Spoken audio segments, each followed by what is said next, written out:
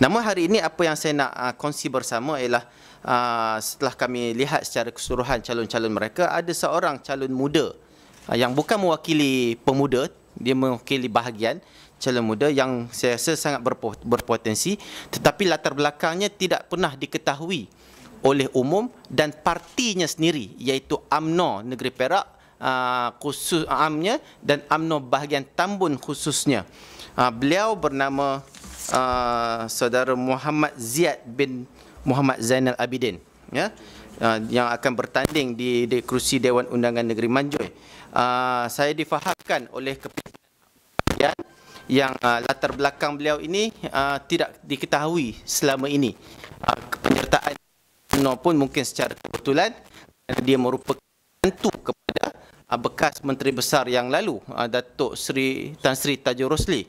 Hari ini kami nak kongsi bahawa beliau adalah merupakan ahli PAS yang berdaftar pada 5 hari bulan 10 1997, ya, dan nombor ahlinya ialah 441,563.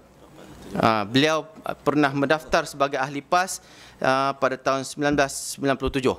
Persoalan di sini ya sama ada beliau sudah keluar PAS atau tidak, sama ada beliau masih lagi bersama PAS atau tidak. Persoalannya latar belakang beliau ini tidak diketahui oleh UMNO bahagian Tambun itu sendiri dan UMNO Malaysia itu sendiri.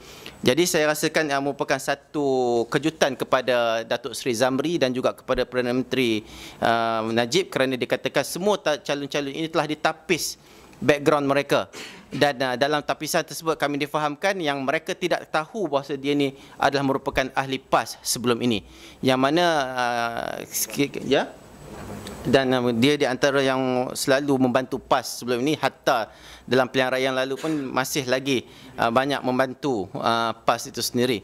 Jadi kami hari ini hanya sekadar nak berkongsi kepada rakan-rakan semua bahawasanya salah seorang calon ini adalah merupakan backgroundnya, sebab kami difahamkan UMNO tak tahu background dia. Jadi kami hari ini nak bagi tahu inilah background dia yang sehingga ini tersimpan, tersirat, yang berjaya disiratkan oleh dia sendiri. Dan hari ini kami kongsi bahawa dia ni pernah ahli PAS, mendaftar sebagai PAS pada tahun 1997 dengan keahlian yang 441 lebih, nombor keahlian tersebut. Dan hari ini dia sekarang ini mewakili UMNO Barisan Nasional, dan kami ucapkan selamat bertanding dan berjuang melalui UMNO Barisan Nasional lah.